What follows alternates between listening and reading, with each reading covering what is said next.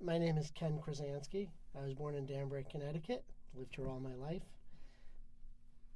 Elaine Kruzansky. Was born in the Bronx but moved to the Danbury area in 1965 when I was a child, and pretty much grew up in this area my whole life also in Danbury. Wonderful. And just to start off, why don't you guys share with me a little bit about why you want to participate in our oral history project? Well, I mean, my family has been in Danbury since the early 1900s. My grandfather, Jacob Kruzansky, came here in 1914, I believe. Came with his infant daughter and I guess his wife. Her name was Dinah. She actually died in 1948, and then my father came along afterwards. He was actually born on Union Street in Danbury, which is also off of Baumforth. That street doesn't exist. There's condos there now. They moved to Fifth Avenue in Danbury, right across from Whitehall. So went to high school at Whitehall. He was born in 1918, so he actually remembers Candlewood Lake being built. Oh, wow. Yeah, and his father started a business. They had a couple different ones. One was a something called Easy Pay System. It was with some relative, Joe Dashiff, I believe. He was from Danbury. They don't live here anymore. Then they went off on White Street, yeah. And then he started a paper business. It was on White Street for a number of years. Danbury Paper Company. Danbury Paper Company, and that was around forever and ever, basically. Although, jumping way ahead, they did get flooded out in the flood of 55. But anyways, my father came along in 1918, like I said. He went to Danbury schools, went to Danbury High School. I'm not sure if Whitehall was there at the time when he graduated in the class of 1934B. I did not have to go to Whitehall because I graduated from Danbury High in 1973, so we already had the one right on Clapboard Ridge. And by coincidence, if he had to go to Whitehall, he would have walked across the street. We lived on Crest Road in Danbury, Connecticut, which is basically across the street from the Danbury High School location now, so I also had to walk to high school, which is a weird coincidence. Let's see. Your father started his own business, Hat City Paper, I believe maybe right after the flood? After? Well, I was born in August 1955. There was one flood, and then in August there was a hurricane, and then there was another one in October. That was the big one that I think that flooded out all of White Street, where his business was located, doesn't exist anymore. Mm-hmm. It was, I think, where Advance Auto is, somewhere on that side. They put the conduits for the Still River. The other side of the street, like where Feinson's used to be, which is the Escape to the Arts, and those stores survived, but my grandfather's store did not survive. It was a big, big hit for them, but I guess they managed to survive it in the Mm-hmm. 50s. My father did have a brother, and he was in the business for a while with him, but my father went off on his own and started Hat City Paper Company in, I guess, 1960 maybe. My father obviously met my mother. She's not from the area. She's not alive. She was not from the area. She actually came from Chicago, so she came to Danbury, and it's like, huh? Do you know what brought her here? Why she came here? She was actually working in New York City, and they were actually met on a blind date through somebody who I think from my mother's knew my father somehow. It wasn't my father's side to my mother's. Mm-hmm. So, but she took a train up here to Danbury and was used to the big city of Chicago and New York, and then got off and saw little Danbury and thought, oh, what a cute little place. Well, it's the same thing like my grandfather, Jacob Kruzansky. He came here originally to the United States in like 1904, I believe. And From where? Kalarko, Russia. Oh, okay. And I don't remember how he met his wife, Bertha. We were going to call a cousin to find out if she knew how they met, but we didn't call her. They both obviously have long deceased. But anyways, same thing, we're talking about the train. He was working in the city as, I guess, a peddler, or whatever people did in those days. And supposedly the story is he took a train up to Danbury and just said, wow, this is a nice place. I'd like to maybe settle here.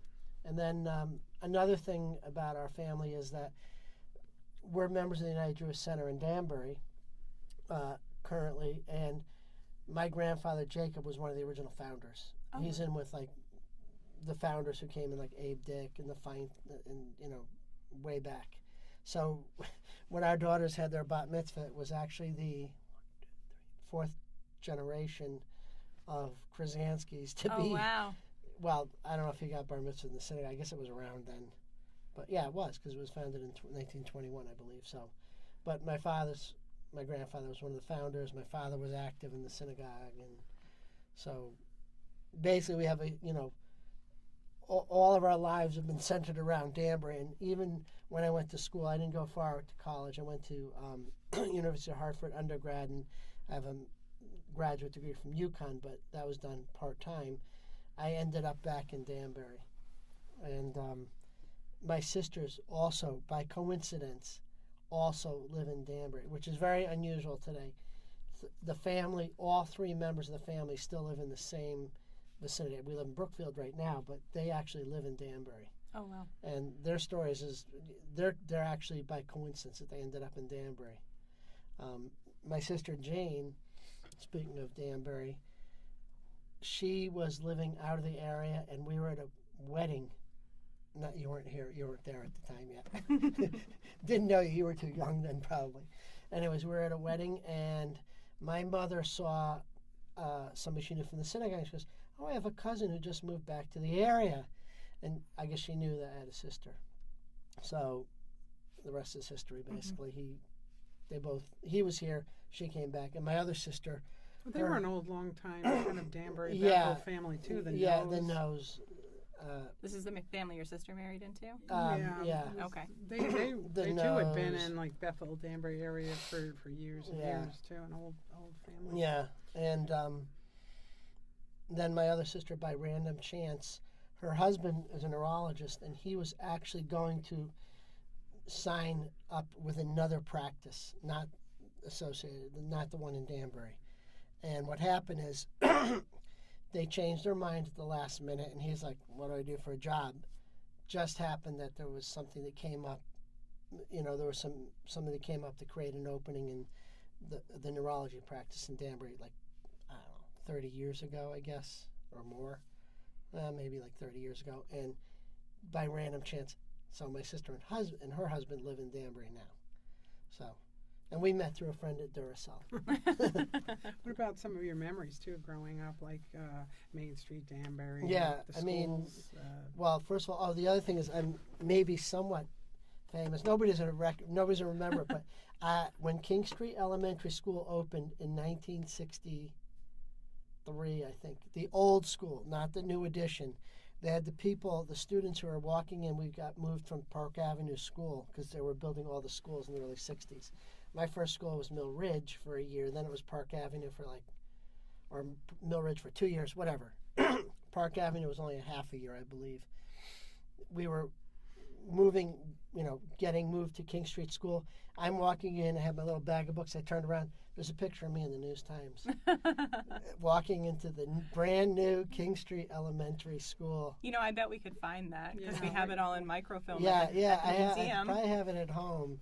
And also growing up, of course, they didn't have the mall, so we used to shop, at downtown Feinson's, Martin's, Men's Shop. Markoff shoes. Markoff's, yep. That was really the fun place to go Yeah. for kids when it was time for new school shoes.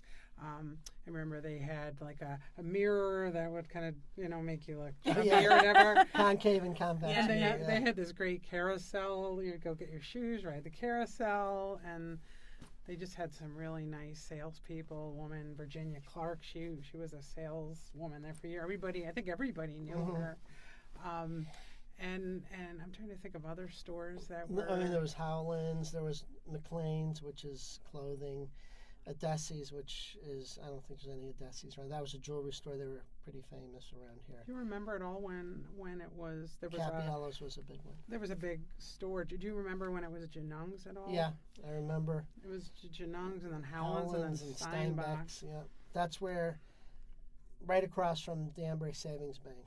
Oh, okay. That building, and of course those days, those banks were like the big banks in town. And Mm-hmm. I remember going to Danbury Savings Bank with my father when he was working at Head City Paper one time. And I remember they had Burroughs computers, believe it or not, which was like there are no more Burroughs, but they were like considered state of the art at that time for banking. And anyways, other things about Danbury. Did you take any music lessons ever? I did. Carvetti's? No, I took from Bizades actually. Bizades? I took actually piano lessons first from a guy named Mr. Honan.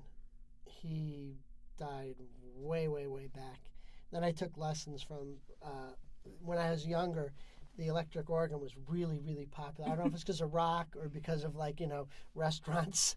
My parents had one in their basement. Yeah. I remember that from my childhood. Yeah. Anyways, I took lessons at Bizades for all the way up into high school for that probably. Yeah, I think downtown Main Street Danbury was really the place where everyone went. It was there was no mall.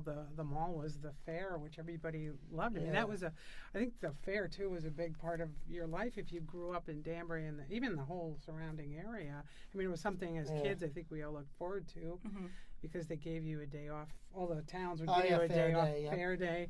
And it was really sad when it closed and then they built the mall there.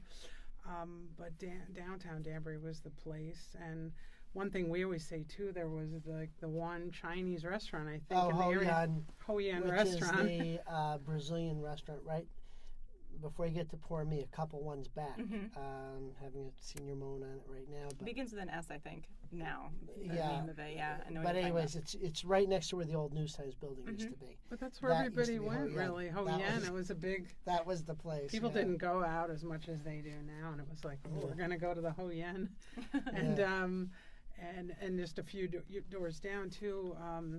My parents were both German They came here from Germany. And there was a store, Schaller and Weber, like a German deli. So we always, that was a big place to always go and get our, their German specialties, and Ho Yan. And then there was the Cows Outside Leather Shop. Yeah, that was more. Music Guild was there for when I remember that. I think as a young kid also, and of course, I remember the old Danbury Library, which is Danbury Music Center now. I used to go to the old Danbury Library, and my parents first moved to Danbury. They actually lived on Library Place, just up the street from there. So, some other nice memories I have. I grew up. There was a German club that used to be on Crosby Street, and I spent a lot of time there. I took German lessons on the weekend, and they would have dances and a lot of fun things going on. And that club, I think they moved maybe in the late 70s maybe mid 80s. They moved to New Milford, and then there was the Concordia, but I think that closed also recently. The Arion Singings is also kind of.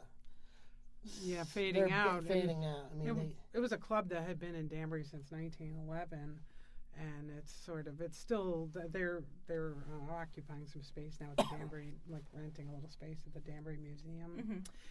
And another fun thing, I took music lessons at a studio called John. I think it was pronounced John Carvetti. It was sort of on that little alley next to the Palace Theater. And that was a really well-known place for all kinds of music lessons. I took some accordion lessons there. No kidding. But yeah, it was a really well-known place. Yeah, no, they were well-known. It was them and Bizades. Everybody kind of knew those two music places. And the Palace Theater as kids. I mean, they just had the one big screen. That was always a fun. I remember going to the Palace. I remember going to Was it in this location here? This is the Palace Theater. This is the original. It was just one huge theater. There also used to be a theater where the ShopRite on North Street is. That used to be theaters there. I remember going there. I also remember going to the Fine Arts, which is the Wells Fargo in Black Angus now. Exit 8 in Danbury. Let's see what other movie theaters. And then there was one up where BJ's. There used to be a theater up there. None of those are they're all gone now. But I remember going there as a kid, and I mean all the old restaurants in Danbury, El Dorado. Oh yeah. On West Street. That's now, I think, it's on Lake Avenue.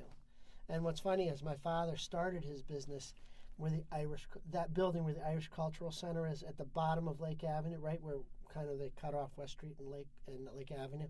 That was his first location, but he didn't own that building. He, was renting it. And then he moved to where his business was actually where Hat City Pools is now on Main Street. Is that Rose and Main?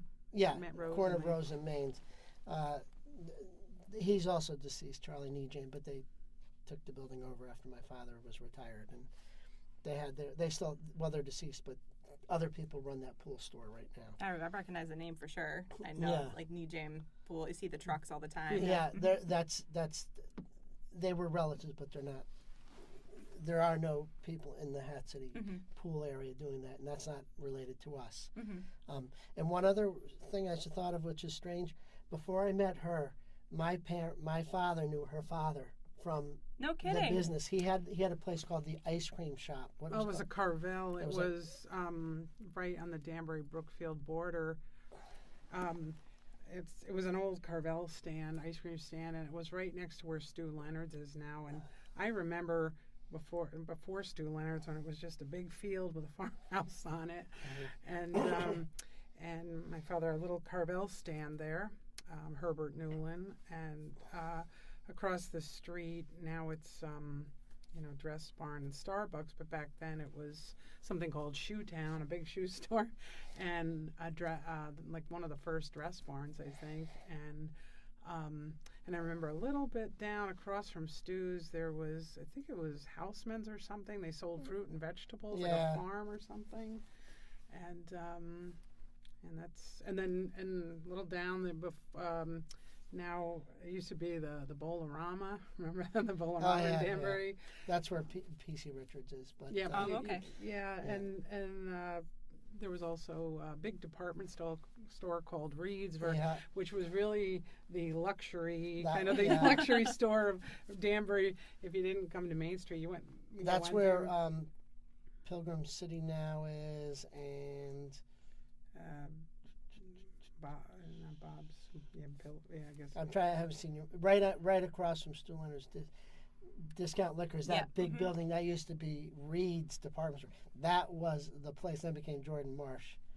And I remember, this is going to sound terrible, but people used to have, when I was younger, rabbit fur coats were really, really big in the early 70s. Yeah. People had the white ones. I remember some of the girls in high school had these, like, oh my God, she's got a white rabbit fur coat. It's like, They were popular, Yeah.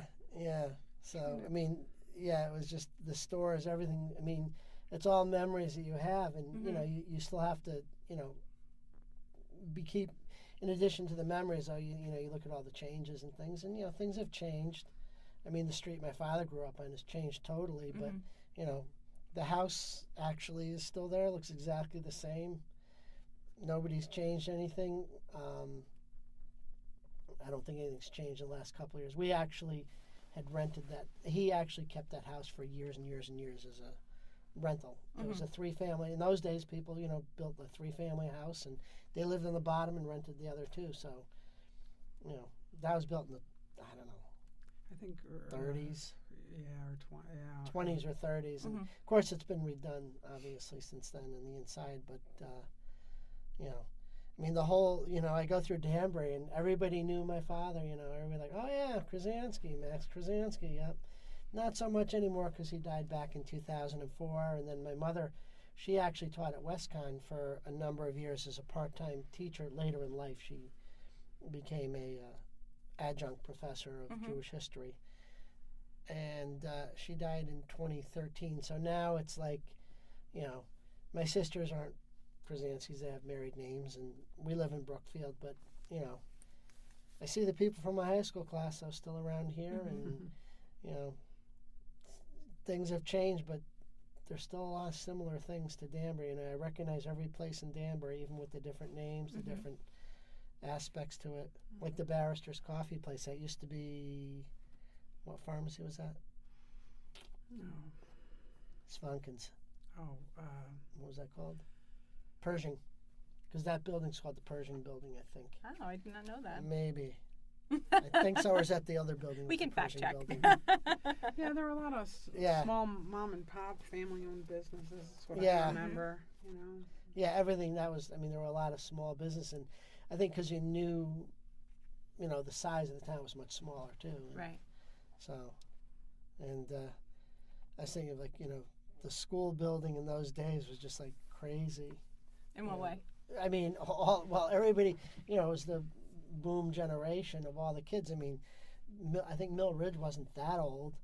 King Street was new. Stanley Ruff didn't exist. Pembroke didn't exist. Moore Street existed. That's an old one. What was it like at Danbury High? I remember when you The were firehouse didn't exist. That was still New Street. It was an empty building. It was New Street School. Were you there when those riots took place? Okay. I'm sorry. No, I always wondered that because I was a there kid. was, I don't think, I'm not sure if there was some incidences in the early 70s at Danbury High. I don't know. I remember reading about it in the Danbury News Times. That was It did make big news, unfortunately, for Danbury because I was in college at the time, and she's way younger than me. So, I'll just 8 anyways, years. but anyways, I had a girlfriend in college who was from Florida, and I said I was from Danbury. She goes, "Oh yeah, I heard about that place. That's the place that's the riots." I There was said, some kind of like, riot in the high okay. school. I don't know. Really? Well, she was going to Hart School of Music, so I guess, and she was a year older or something, so she had maybe heard in the news because she'd been in the area for a few years. But I mean, Were you a senior or a junior? Or when I that- don't even remember exact years, junior, senior, I don't know. Oh, so it was. I remember seeing in the paper years ago the real the news that you got was the Danbury News Times, and it used to come in the afternoon, and then they switched it to the morning. But I believe so. Yeah, I remember the kid had a bike route on our street. It was the everybody got newspaper the guy. paper back then. That was a big way that you got your news, and a lot of the local radio stations like WLAD, WINE. I remember my parents listening to those stations, old Danbury stations. I'm sure your parents did Yeah. too. And waiting for the News Times. That's how you got a lot of your news years ago with no internet or Yeah. you know, this constant barrage of news that we have now. Back then, it was really the News Times was really a big part of Yeah. in the area here.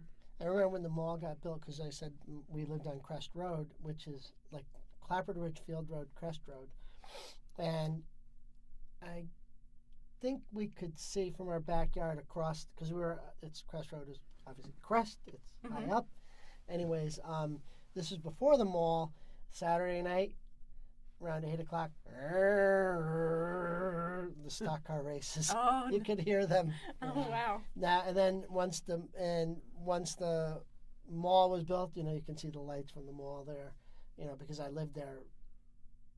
The mall was built in the early 80s. Early 80s. Well, I didn't live at home, but I guess I was there a few times and I'd seen the lights from the mall, and I remember when the highway was being built, actually. Oh wow. Oh, really? Vaguely. I can remember, I have these weird, you know, you have like weird, strange memories.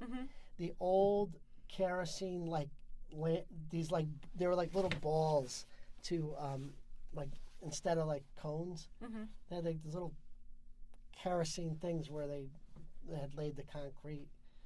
I'm not exactly sure which part of it, but I remember vaguely some of it through Danbury. And of course, the part that extended to Brookfield is much more recent. Even the part, not the part that goes out to Brookfield. I'm talking about the part that's like, the highway used to end like right where PC Richards is. Then it went out a little further, I think, to where it ends where Kohl's and Michael's and that shopping plaza. I think it ended there. Right, I remember. Or there was some kind of weird turnaround. I remember there being so many arguments too about. Hold on 1 second. Sorry.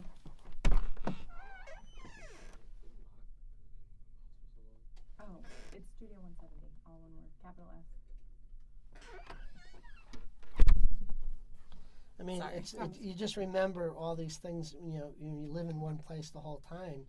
You remember all the things that have changed over time, but you know, you don't think about it until you, like right now, Start I'm just thinking reminiscing. about it. Yeah, I mean, you sort of like, and then you try to put it into perspective of time, and time's really kind of, you know, the perspective of people's time is different. It's like, you know, it doesn't seem like it was that long ago, but that was probably like, you know, 50 years ago. You know, at least 50 years ago, some of the things I'm talking about. And, you know, and I always think even like for my, you know, like when my father used to say, I remembers the lake, like I said before, it's like, what?